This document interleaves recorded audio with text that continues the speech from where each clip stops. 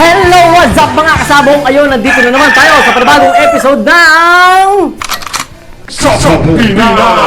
Alright! So yun mga kasabong, nandito ang lokasyon natin ngayon is nandito ako sa aking Rueda. Dito muna tayo dahil dun kasi sa cording area ko is ulan, init, kaya medyo baka magkasakit tayo. Alam niyo naman, baka mamaya hindi ako mapag-vlog.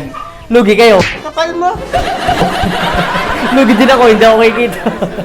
Mga kasabong, unang-una syempre nagpapasalamat muna ako sa lahat ng mga subscribers na nagtatanong na sa mga post natin, sa mga videos natin. Binabasa ko po yan mga kasabong dahil minsan kasi naiisip ko na ayokong itakil tong isang bagay na to. Baka kasi alam nyo na, since marami tayong mga kasabong na talagang nag-i-start pa lang. Yun yung mga gusto natin tulungan yung mga nag-i-start tapos yung may mga tanong pa sa isipan nila. So yung mga kasabong, itong mga nasasagot nating katanungan is alam ko marami kayo na katulad nila na may kaparehas na katanungan. Kaya mga kasabong, maraming salamat po sa inyo. At kung bago ka lang dito sa Sabong Pinas, ako po si Roel Amano. Siyempre, mag-subscribe ka na at hit the bell button para ma-notify ka sa mga bago darating natin na video. So yun, mag-start na tayo mga kasabong. So yun mga kasabong, ang ating unang katanungan ay mula kay Bolbol. Bastos ka, sasampalin kita. Mga kasabong, hindi ko alam kung anong naisip mo bakit dalawang bol yung iyong naging pangalan sa iyong account ng YouTube. Bolbol. Ayan. Pero maganda yung katanungan niya mga kasabong. Alam ko makakatulong to sa inyo. Bakit maganda ganito rin ang may palong na manok? Yan mga kasabong, maganda tong katanungan na to. At meron tayong magandang kasagutan. So yun mga kasabong. Yes o mga kasabong, yung may palong na manok, ang maganda talagang pang broodstag, pang ganador. Yan mga kasabong. Dahil bumbunon siya talaga eh. Di ba? May palong siya, kaakit-akit siya sa mata ng babaeng manok. Yun yung nagiging sign kung bakit talaga sila nagiging masculine datingan sa mata nung mga babae nating manok. Dahil talagang kumpleto sila eh. Tayo lang naman talaga yung nag-aalis nung nung palong nila dahil nung araw or hanggang ngayon may mga tao talaga na napupugian sa pungos na manok. Meron na mga kasabong, mas gusto ko yung yung may palong na manok, mas nagagawa po ako sa kanya eh. Tapos tayong-tayo pa yung kanyang palong, napakaganda mga kasabong. Tapos kaya din siya magandang gawing broodstag. Kapag mga kasabong ang ating broodstag ay tayong-tayo yung palong, tapos mapulang-mapula, sign niya na healthy siya, tapos yung testosterone level niya is napakataas. Kaya ito mga kasabong, itong bigay sa akin Cashline sweater to, galing to kay paring Rap ng Kalantas Game Farm. Ito, mga kasabong, itong broodstag na to, kaya nitong kumasta ng 10 beses sa loob ng isang araw. Dahil maya kahit ito, pero hindi namin siyempre ginagawa yon dahil siyempre mas maganda talaga yung may pattern. Pero kung tutuusin talaga mga kasabong sa lakas nito kumasta is kaya nito yung kasta ng kasta dahil ito baka parang may stroke na ayaw talaga umalis doon sa kaskas sa inahin hanggang di binibitaw, ayaw umalis. Pero nakapag-release na siya noon dahil mataas yung testosterone level niya dahil sa guro sa kanyang laki ng palong mga kasabong at sa buong buo siya. Doon ang gagaling yung ating magandang similya mga kasabong dahil yun yung halaga ng kanyang palong. Doon din yung isa sa dahilan kung bakit maganda yung release ng similya niya. Yun yung may maganda siyang at malaking palong. Pero mga kasabong, hindi po ibig sabihin nun na yung may walang palong at yung basta yung kalbo siya ng palong at saka sa pangilalim niya is tanggal. Hindi na siya magandang ganadorin. Mga kasabong, saan ba tayo nagtatapos? Laging sa laban. Paano kung yung pungos mong manok is sabi kasi ni Sabong Pinas, maganda talaga yung may palong eh. Hindi mga kasabong, mas maganda lang. Pero kung sila ay meron kayong ginagamit na broodcock na talagang yung winning percentage niyan is nandyan, marami na siya ipinanalong laban, pungos siya, okay yan mga kasabong. Mas gamitin mo yung tayo ay sanay na sa laban dahil mga kasabong, hindi po natin sinasabi na mamamana niya yung pagka panalo na yon, pero ang mamamana niya is talagang sanay na sa laban yung kanyang tatay. Ganun naman po tayo mga kasabong, pagka tatay natin siga, hasta siga din tayo. Siga ka ba? Diba? Pero bihira lang yung siga ng tatay, bakla yung... Ayusin mo yung pananalita mo dahil pwede kang makulong. Hindi, pero mga kasabong, yun yung pinaka-top nun, mga kasabong. Pagka meron tayong may broodstag na may palong at meron tayong masubok na, dun tayo sa masubok na mga kasabong. Pero since tinatanong nyo kung alin ang mas maganda, siyempre kung halimbawa parehas walang panalo at kung pipili kayo ng broodstag at kung bibili kayo ng broodstag mga kasabong, piliin nyo yung laging may palong. Yung maganda yung hipo ng katawan, maganda yung tulay ng paa, diba? Yung size niya is sakto-sakto lang, mas maganda yung mas mataas, tas yung sakto yung taas sa kanyang katawan para hindi na kayo mag-a-adjust sa inahin. Kahit ano bigyan yung inahin, maganda yung lalabas na sukat ng kanyang magiging anak.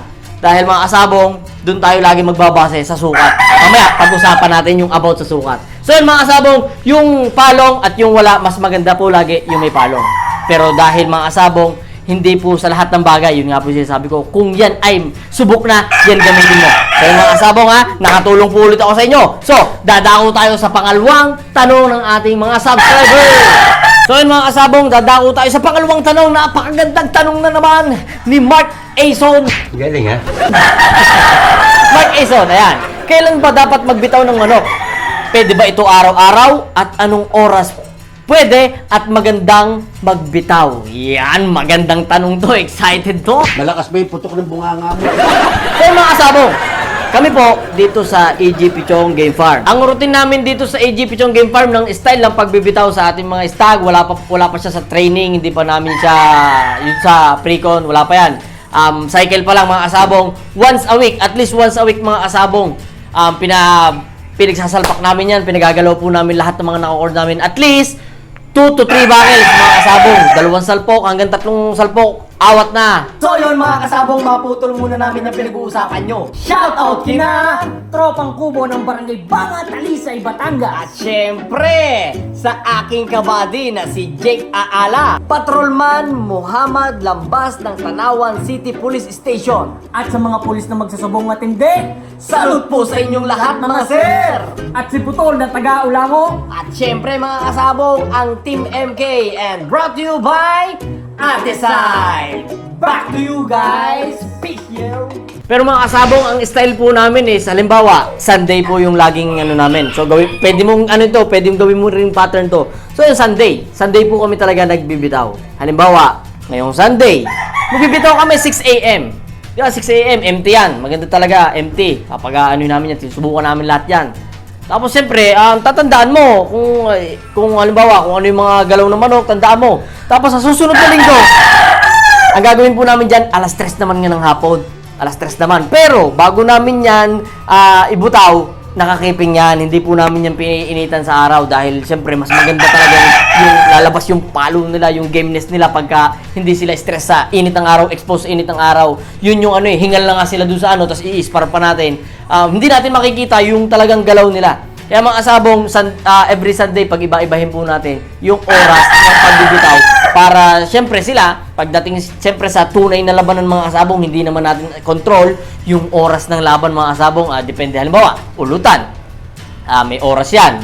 Kung hindi natin dapat mapalaban ng alas 4. Hindi ganun mga kasabong. Kaya dapat sanay siya na tawag dito, nag-change yung changes ng mood niya is mapapalaban sa ganitong umaga, mapapalaban, mga kasabong, importante po yun. Kaya tayo dapat ay observant. Mabigat ka mag-English ngayon ha? So mga kasabong, habang nag-change kami ng oras niyan is inoobserbahan namin kung saan sila talaga pumapalo. Dahil mga kasabong, halimbawa, alas 6 po kami nag-sparring. Alas 6, gutom yan mga kasabong dahil galing siya sa gabi, paggising yan mga kasabong, lahat naman po tayo, kahit tao, paggising natin, medyo yung atin po is talagang gutom na tayo nun eh. Tapos, ayan, titingnan namin yan kung alin yung napalo ng maganda pag gutom, alin yung napalo ng hindi masyadong maganda pag gutom. So, next week, gagawin po namin yan alas 3. So, hindi po siya gutom nun, empty lang. Iba po yung gutom sa empty. Kaya mga kasabong, kaya tayo po ay importante na nag-o-observe. Hindi po tayo basta, pak, ang galing, patay! Baliw! Hindi mga kasabong. Pero habang nagagano, pak, ganda nung nilaro sa akin, but parang gutom siya kanina. But parang empty sa yung time na yun. Kaya mga kasabong, makakatulong yan sa'yo. Hindi tayo basta salpak lang ng salpak ng laban. Meron siyang time na magaling siya pag gutom. Meron time talaga na magaling din siya kapag empty. Meron namang pinipitik-pitikan mo mga kasabong, dapat mapanuri tayo eh. Kaya mga kasabong, pero dahil taman tayo ay backyard, gamitin na lang din natin yan dahil dyan takot yung ating mga mga big time breeder na dahil lagi natin napapagalaw mga manok natin eh.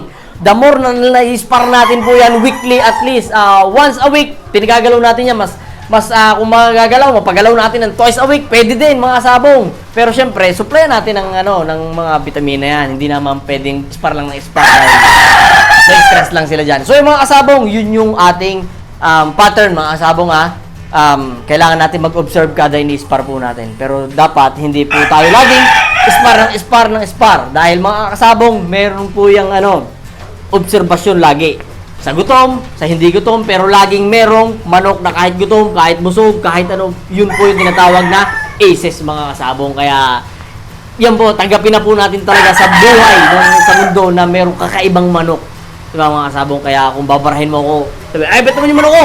Kahit sa lumagaling, may congrats sa'yo, talaga may ganung manok. May ganun nga din po dito eh. Kaya mga kasabong, marami niyang ganyan. Pero, siyempre, dapat tayo ay observant lagi para hindi tayo laging, puta, hindi ginalaw ng manok ko. Ba't kaya hindi ganun yung nilaban niya sa laban kanina? Ang galing nun eh. Yun yung nangyayari sa atin. Minsan kasi pag sinasabing, super manok natin, talo. Mga kasabong, kung alin yung sinusuper natin, yung sinong minamagaling natin, siya yung laging talo. Yun yung dahilan na hindi natin masyadong naoobserbahan yung galaw ng manok. Mga kasabong, lahat naman tayo natatalo eh. Ako nga, dami kong katatalo. Kasalanan mo yan, lahi kayo na mayabang eh. Ba't ka kayo nakikinig sa akin? Kasi may pakialam mo.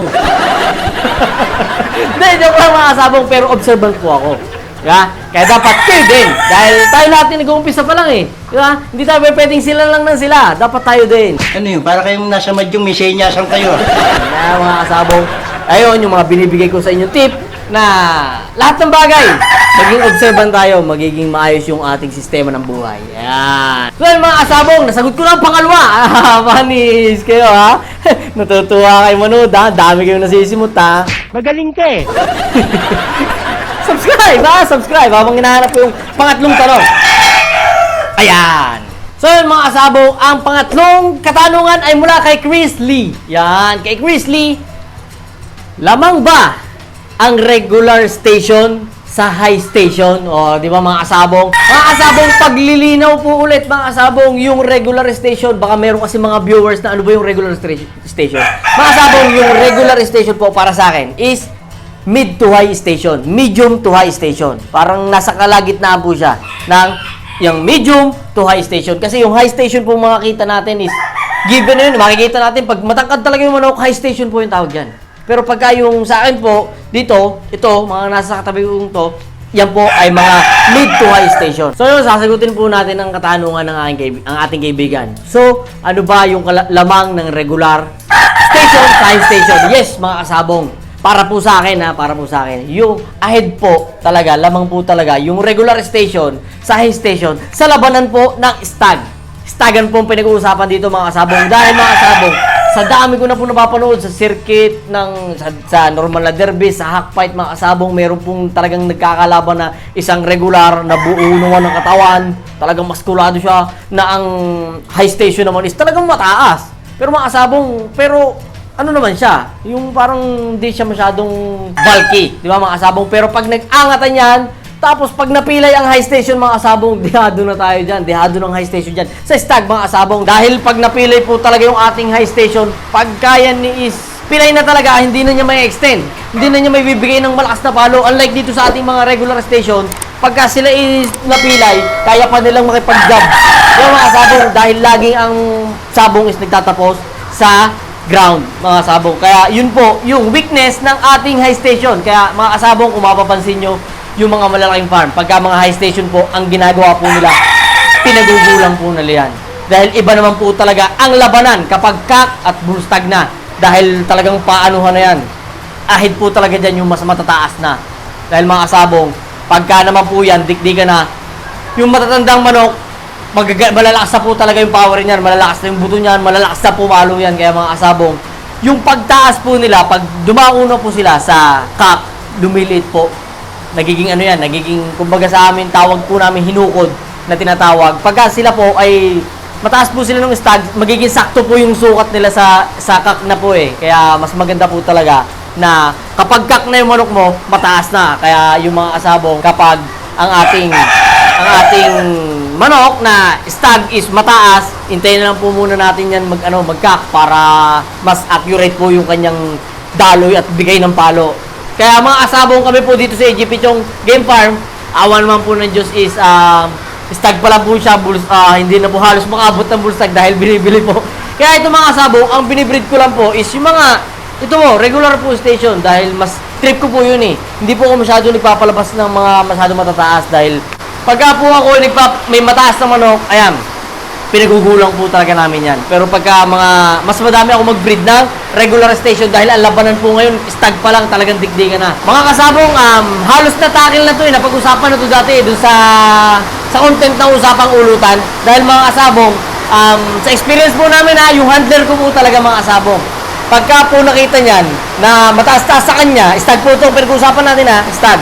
Mataas-taas po yung kalaban, tapos alam naman niya makapal, yung amin, lalabanan niya yan. Lalabanan niya yan. Awa ng Diyos mga kasabong, sa mga hack fight na dyan, sa aking pagtingin ng handler ko na mataas kalaban, pero makapal ang akin, sa stag. Kahit naman po kami, nananalo naman po kami mga kasabong. Kaya ito, dito sa mga kasabong, pagka yung ganitong sukat, ang sayo mataas. Tapos ang akin, ganito lang. Pag akit natin sa ruweda, makikita mo, dihado ka pa.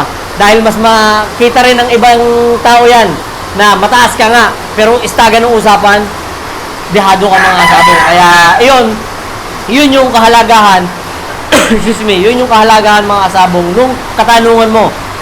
Regular station ay ahead ba sa high station? Depende po ito sa edad. So yun mga kasabong, nasagot ko na yung ating tatlong katanungan, yung ating tatlong magagandang katanungan na alam kong for sure na malaki yung naiambag at naitulong sa'yo bilang bago magmamanok or matagal ka na nagmamanok, pero at least nakatulong yung experience ko at experience namin ng handler ko sa buhay pagmamanok mo. Kaya mga kasabong, stay... Diba itong ulan na to? Kaya mga kasabong, patuloy lang yung pagsuporta mo. Maraming salamat sa inyong lahat. Lahat ng ating mga subscriber. Basta kayo po yung nagpapalakas po sa amin. Kaya yung mga katanungan niya po ay nagiging tulong din po sa akin. Dahil kapag hindi ko po yan alam, pinipilit ko po yung alamin. Pag in-apply ko po dito sa AGP Chong Game Farm at effective, ayan, isi-share ko po ulit sa inyo. Kaya patuloy lang po ang pagsuporta. Maraming salamat po sa inyo. At kita-kits sa next episode ng Sabong Pinas! Alright! Kita-kits, yo! I love you! Tumuulan na to. I love you all, guys!